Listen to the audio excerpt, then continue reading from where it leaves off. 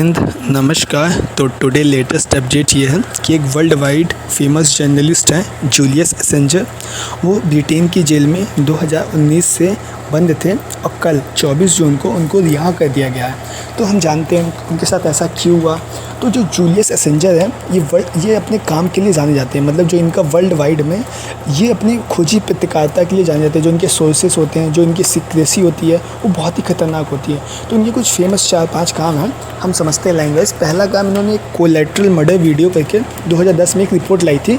इन्होंने बताया था कि जैसे यूएसए ने ईरान पे जो एयर स्ट्राइक की थी 2007 में, तो उन्हें पता था जो यूएसए के अपाची हेलीकॉप्टर्स हैं वो कैसे ईरान के सिविलियंस पे वहाँ पे 2 राउटर के जर्नलिस्ट थे उन पे अटैक किया।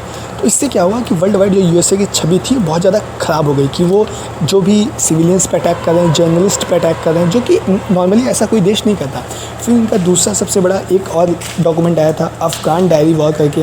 वो 7500 डॉक्यूमेंट थे। उन्होंने बताया था कैसे अफ़गान में जो सिविल वॉर चला था 2004 से लेकर 2010 तक, उन्होंने कैसे बताया था कि वहाँ के सिविलियंस के लोगों को मारे, वहाँ पे फ्रेंडली फायर एक्सटेंड हुए। तो जब भी देखा गया कि अफ़गानिस्तान में इन्होंने पूरी तरीके से उसको बर्बाद कर दिया, उसको अपने यूज़ के लिए लिया, फिर वहाँ पे ह्यूमन राइट का कोई भी ध्यान नहीं रखा गया। फिर इनकी एक थर्ड फाइल आई 2011 में। इन्होंने बताया कि जो यूएसए के आर्म फोर्सेस के लोग हैं वो लोगों को बुलाते थे और इन्वेस्टिगेशन के नाम पे और उनके साथ हार्श ट्रीटमेंट करते थे और विदाउट एनी ट्रायल, मतलब ट्रायल भी नहीं स्टार्ट हुआ, उनके साथ हार्श ट्रीटमेंट करते थे। कई लोग तो इन्वेस्टिगेशन में मारे भी गए हैं। और फिर इसी तरह इससे यूएसए को दिख रहा था कि कोई इसको ह्यूमन राइट की कोई कद्र नहीं है। वो पूरा डिस्ट्रॉय करते चला था। जहाँ पे उसके प्रॉफिट्स मैच हो रहे थे वहाँ पे वो अपने प्रॉफिट्स मैच कर रहे थे, वहाँ पे वो ह्यूमन राइट्स का कोई भी एजेंडा नहीं उठाता। और एक जो चौथा इनका बहुत बड़ा फेमस काम था, इन्होंने बताया था कि हेनरी क्लिंटन जो यूएसए के उस समय करंट प्रेसिडेंट थे, वो इलेक्शन में लड़ने जा रहे थे, तो उनके जो अपोजिशन में थे बर्नी सैंडर्स में, उन्होंने उनके खिलाफ अनकटिंग की थी। मतलब दिखाया गया कि कैसे अनफेयर इलेक्शन हुआ था। और उसमें ये भी उन्होंने बताया था कि जो हेनरी क्लिंटन को है वो अपकमिंग, जैसे वहाँ पे डिबेट होता है प्रेसिडेंट के बीच में, तो जो CNN है वो इनका डिबेट लेता है। तो ये बताया गया था कि हेनरी क्लिंटन ने जो डिबेट के क्वेश्चन है वो मंगवा लिए थे, हिंट, मतलब उनको हिंट मिल गया था कैसे क्वेश्चन पूछे जाएंगे। फिर उस हिसाब से डॉक्यूमेंट तैयार कर लिया गया। फिर एक चीज़ और पता चली थी उसी डॉक्यूमेंट में, इन्होंने बताया था कि यूएसए का जो एलाई है, मतलब सऊदी अरबिया, उसने कैसे टेररिज्म फैलाया सीरिया में। तो इससे यूएसए की वर्ल्ड वाइड छवि बहुत ज़्यादा ख़राब हुई कि वो अपने प्रॉफिट के लिए उसका कोई नहीं है।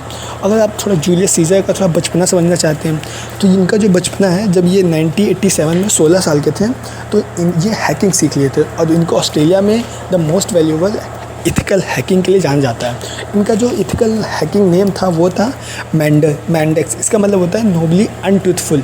तो फिर इस 1 साल बाद इन्होंने 17 साल की उम्र में, मतलब 1988 में, इन्होंने सोशल इंजीनियरिंग करके ऑस्ट्रेलिया का जो ओवरसीज़ टेलीकॉम कमीशन है उसका पासवर्ड ही हैक कर लिया। तो मतलब थोड़ा ये इंटेलिजेंट थे और क्या कहते हैं, इन्होंने 16-17 साल की उम्र में हैकिंग में अपना बहुत बड़ा नाम कमा लिया था।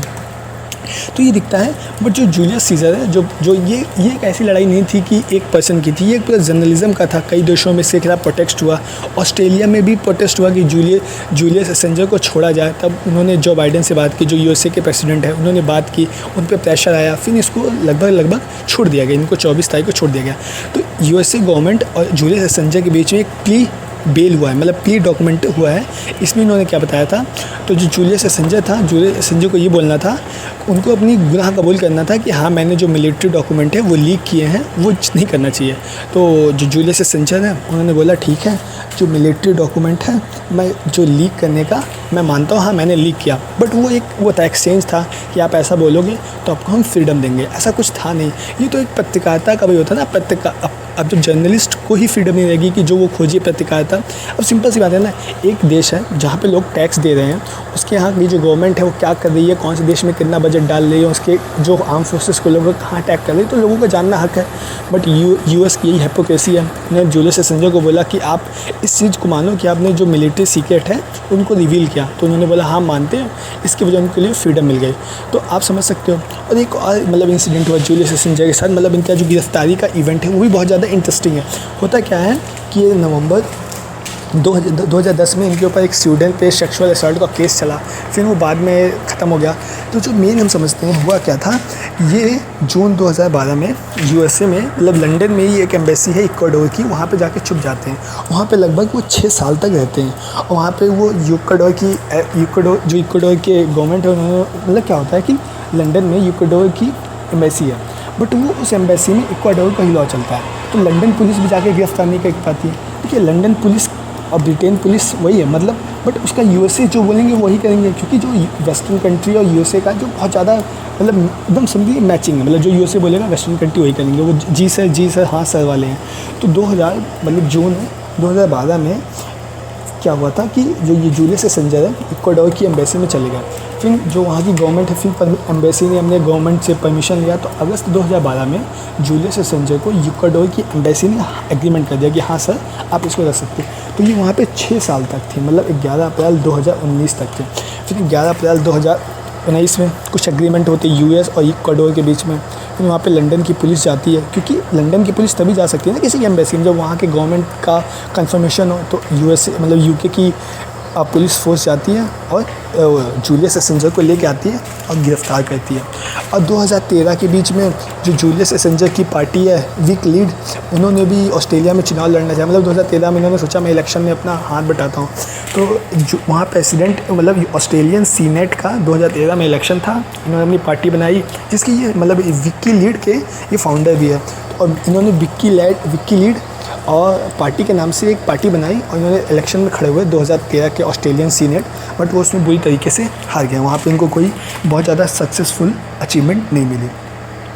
फिर 2024 में इन्होंने पील डील की यूएसए के साथ और इनको पूरी तरीके से छूट मिल चुकी है। तो बट आप एक समझ पा रहे हो कि यूएसए का कोई ह्यूमन राइट नहीं है, कोई उसके लॉज नहीं है, उसका जहाँ काम बनता बात और सारी चीज़ें उसका साइड हो जाती हैं। But this is not a important thing, मतलब वी शुड अवेयर ना कि अगर जो जर्नलिज्म है वही डेमोक्रेसी के मेन सोर्स है ना। अगर जर्नलिज्म ही ख़त्म हो जाएगा, पत्रकार ही ख़त्म हो जाएंगे, तो डेमोक्रेसी का क्या मतलब।